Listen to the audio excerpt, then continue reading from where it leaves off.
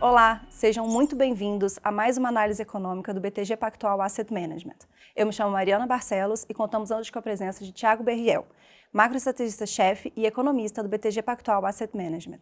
Berriel, muito obrigada pela sua presença, seja muito bem-vindo. Obrigado, Mari. É um prazer estar aqui. Nada, prazer é nosso. Então vamos começar falando um pouquinho sobre o cenário global. Acho que no mês de julho tivemos muito impacto, falando um pouco de Estados Unidos, de Japão, mas começando por Estados Unidos. Foi um mês bastante animado dos Estados Unidos. Eu acho que a gente teve aqui, a gente está tendo toda essa discussão de eleição, Kamala, que é uma coisa mais contínua da gestão Biden.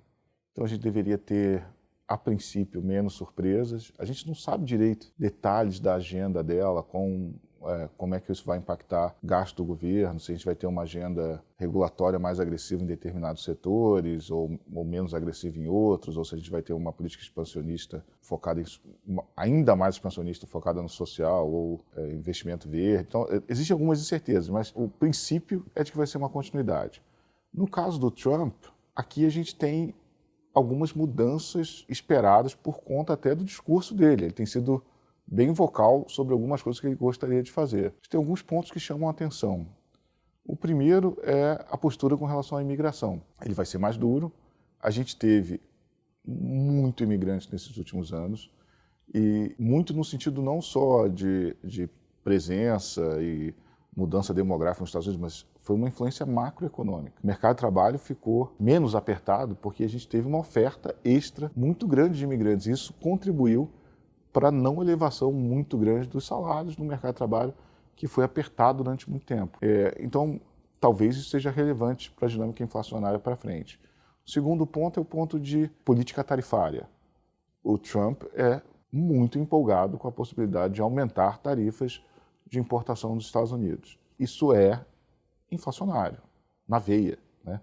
Tanto pelo impacto direto nos produtos importados, quanto mudando o poder de barganha, né, a capacidade de precificar das companhias americanas, porque perdem um concorrente de fora. E tem um terceiro ponto, que aí é menos certo, é que o Trump foi expansionista na política de impostos no seu primeiro mandato e poderia ser expansionista novamente. Então tem uma agenda aí com potencial de ser inflacionário e atrapalhar esse processo de corte de juros do Fed. Então tem essa discussão toda, que fez preço na primeira metade do mês, e tem uma segunda discussão que foi, né, mais importante no final do mês, na semana passada, principalmente, que foi uma combinação, uma coisa bem diferente, uma mudança de cenário para algumas pessoas, ou pelo menos uma mudança da probabilidade de cenário. O que a gente tem visto nos Estados Unidos é uma suavização da atividade, um arrefecimento do crescimento, mas de uma maneira suave, lenta. Na sexta-feira, a gente teve um número de mercado de trabalho, o payroll, e os dados de desemprego, que mostraram uma taxa de desaceleração um pouco maior. Veio um pouco aquém, né, do que estava sendo esperado. Surpreendeu para baixo. A gente teve menos empregos gerados no payroll e a gente teve uma taxa de desemprego maior. Tá? Foi um dado disruptivo, um dado que mostra que a gente está à beira do apocalipse, muito longe disso. Foi um dado com uma taxa de piora um pouquinho maior. Esse dado tem várias questões que tornam ele mais ruidoso, menos fácil de ler. Depois da pandemia, a sazonalidade das séries macroeconômicas americanas e do mundo inteiro ficou muito diferente, muito difícil de fazer. Então a gente pode ter problemas de sazonalidade ainda nesses dados, o que deveria deixar a gente um pouco mais cuidadoso, né, ao interpretar. A gente teve problema de tempo, de furacão, e a gente viu demissões temporárias muito mais altas do que o normal, que deveria fazer com que a fraqueza desse dado fosse pelo menos parcialmente revertida. Então, vamos lá. Então, tem esse dado, é um pouco pior, mas tem essas coisas que deixam a gente mais relutante de cravar que você está muito mal.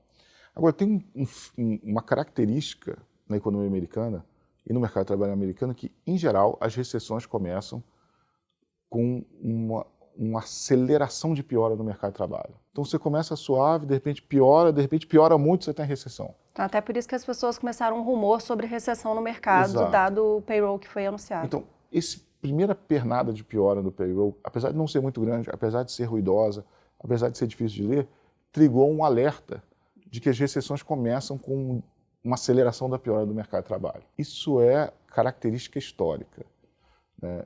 Não é uma regra, não é uma lei da economia. E nem a gente está no ponto em que você está num nível de aceleração violento o suficiente para esperar uma recessão. A gente teve um pedacinho de informação que deveria fazer a gente aumentar a probabilidade de um hard landing, de uma recessão, mas a gente está longe de cravar que a gente está perto disso, tá? E o que houve no mercado foi uma reprecificação muito violenta com essa pouquíssima informação. Então, entre sexta-feira e segunda, dia 5, a gente viu momentos em que o mercado precificava uma reunião extraordinária do Fed para cortar juros. O ciclo do Fed sedimentado ali num pace de 50 com uma chance de você cortar antes da reunião acontecer, que só acontece em situações muito anômalas. Tá? Aconteceu na grande crise financeira, com bancos grandes prestes a quebrar, aconteceu durante o Covid, que era uma pandemia global, todo mundo estava em casa. Agora, isso aconteceu porque a gente teve um dado de mercado de trabalho um pouquinho mais fraco que esperado, parece um grande exagero. A nossa visão do que aconteceu olha, tinha um cenário, né, que a gente chama de Goldilocks, onde tudo é perfeito, de suavização lenta e o Fed cortando devagar, e aumentou a probabilidade de um cenário mais turbulento, com uma queda mais acelerada. Isso fez com que as pessoas rapidamente diminuíssem seus riscos. Isso levou um movimento de corte de posições populares, e a gente viu isso em alguns trades muito populares. Um caso bem típico são as companhias de tecnologia lá fora, as grandes companhias de tecnologia. Outro bem típico é todo mundo ficava short no ien, porque o juro era baixo, e long moedas de juro alto, né? Um carry trade, um trade de carregamento de moedas. E esses muito populares se reverteram e tiveram... a gente viu movimentos enormes no ien e no peso mexicano, que era uma moeda de juro mais alta. Então é uma correção do mercado e um risk-off, né? Um movimento de aversão ao risco que deveria, assim, depois de limpar um pouco as posições, deveria voltar mais para a normalidade, e a gente ainda não vê motivos econômicos para realmente um shift tão grande nas precificações. Perfeito. Enquanto a gente ali nos Estados Unidos está discutindo recessão e corte de juros, a gente viu um movimento contrário ali do lado do Japão, aumentando as taxas de juros para níveis que a gente não via desde 2008. Então, como você lê um pouco esse momento que o Japão está passando, como isso tem impactado o mercado, até a correlação disso um pouco com os Estados Unidos? Vamos lá. A história do Japão é uma história engraçada, né? Ele está meio no contrapé dos ciclos de política globais. Por estar no contrapé, acaba tendo movimentos dos seus ativos na direção muito violentos, na direção contrária do que você vê na economia global. Então, vamos pensar o seguinte, ele passou, desde a reabertura do Covid, a gente viu um aumento do diferencial de juros do resto do mundo com relação ao Japão gigantesco, né? Todo mundo tinha juro a zero, o Japão um pouquinho negativo, o mundo inteiro subiu a taxa de juros, né? Alguns para 12, alguns para 13, como a gente, 10 países emergentes, e outros para 5,5 nos Estados Unidos, né? 4 na Europa, e o Japão ficou no zero. Esse gap de taxa de juros, principalmente com relação aos avançados, fez com que a moeda do Japão depreciasse continuamente durante muito tempo. E em algum momento aquilo foi útil para o Japão. Era expansionista, era inflacionário, era um país que cronicamente tinha dificuldades de gerar inflação, né? E ele demorou muito para reagir a isso, mesmo tendo inflação alta, etc. No momento que ele foi reagir a esses níveis muito depreciados de moeda, essa inflação mais alta, gerando aumento de juros, ou gerando um pequeno aumento de juros, foi no momento que já o resto da economia global tinha virado o ciclo, já estava cortando. Então, da mesma maneira que a gente viu um enorme aumento do diferencial de juros, a gente viu na margem uma diminuição do diferencial de juros muito repentina. E isso fez com que houvesse um fundamento para que as empresas listadas na Bolsa do Japão, que são muitas exportadoras, muitos com conexão global, acabaram sendo reprecificadas por essa pressão de melhora da moeda. E da mesma maneira a moeda teve um desarme de todo mundo que usava a moeda como funding, né, como short, para se financiar em ien para comprar outras moedas. Então o movimento de apreciação do ien foi gigantesco, 15%. Era um crédito quase que gratuito, né? Era quase de graça, então você tinha o carry, mas ao mesmo tempo que você podia, né, você comprava peso mexicano pagando 11% de juros e vendia Japão não pagando nada, e o peso mexicano valorizava e a moeda do Japão depreciava, era um trade maravilhoso. Mas em 15 dias você perdeu 20% ou mais. Então, é perigoso também. O desarme foi muito rápido. Entendi. E trazendo agora para o Brasil, no início do ano a gente tinha uma perspectiva de corte de juros, essas taxas foram sendo revistas por todos os economistas no país, e a gente agora está tendo uma sinalização até talvez de um aumento de juros, dado todo o cenário que a gente está vivendo. Então, como que você lê a questão do Copom, dessa reprecificação dos juros, a volatilidade que a gente sofreu esse ano? Primeira coisa, assim, o Copom, a gente teve a reunião de política monetária na semana passada, né, no finalzinho de julho, e a gente teve a ata aqui no início de agosto, hoje, né?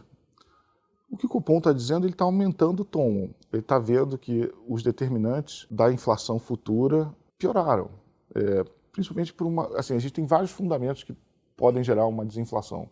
Uma atividade mais fraca, a gente não está vendo isso.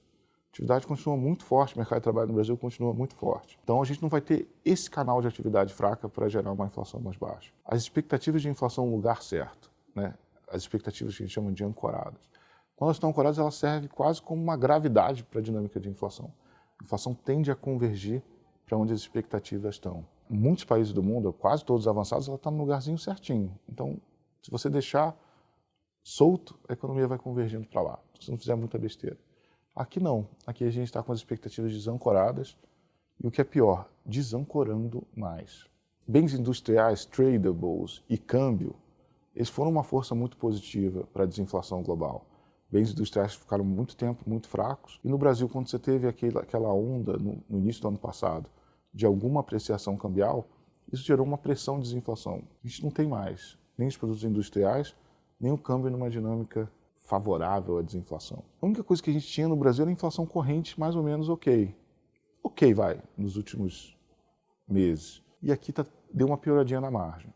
Então, quando você olha o conjunto, é um conjunto preocupante. Isso já afeta as projeções do Banco Central. E o Banco Central elevou o tom, estou de olho. Não estou aqui a passeio, estou de olho, posso fazer alguma coisa. Então, assim, é uma situação delicada, acho que o Banco Central está monitorando. E a pergunta é, mas por que ele não sobe logo? Tem algum motivo para não subir, para não reagir rapidamente a todos esses fatores? Acho que tem algumas portas de saída, assim, algumas coisas que podem ajudar. É um cenário externo muito favorável para emergentes, isso passa por não uma ruptura de atividade nos Estados Unidos, mas uma desaceleração ordenada que gere um ciclo de política monetária mais forte. Essa combinação é muito boa para um país como o Brasil, porque um juro menor lá fora leva a um diferencial de juros maior e a um comportamento para frente do câmbio mais razoável. E dois, aqui no Brasil, ainda que você tenha problemas fiscais evidentes, isso levaria a uma taxa de juros globais mais baixas e a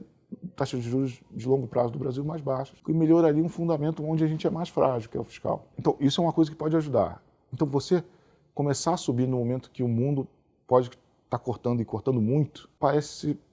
Talvez valha a pena esperar para ver exatamente o que vai acontecer. E sendo que hoje a gente já tem uma das taxas de juros mais altas do mundo, né? Falando atrás só da Rússia e México, se não me engano. Sim, México também. Está muito alta, mas assim, o termômetro para saber se a gente está autossuficiente ou não é se a inflação converge para a meta. E a gente pode discutir por que essa taxa de juros tão alta não está funcionando tão bem. Aí vai para o meu segundo ponto. Eu acho que o principal motivo é porque a gente fez muito aumento real de gastos nos últimos 2 anos. Gastos na medida ampla, gastos do governo, cresceram em termos reais muito fortes, né? Quase 10%.